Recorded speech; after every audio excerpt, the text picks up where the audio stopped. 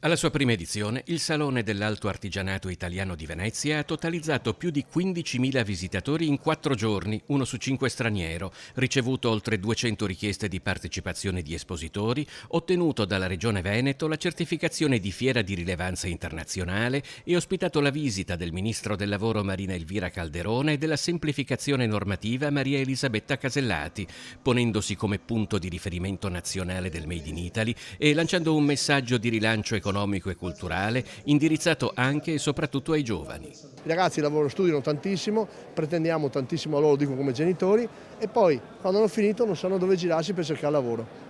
Accompagniamoli prima, facciamo vedere prima quali sono i processi produttivi, facciamo vedere anche attraverso la fiera qua dell'artigianato dell'alta qualità italiano, andiamo a vedere che cos'è un'azienda, perché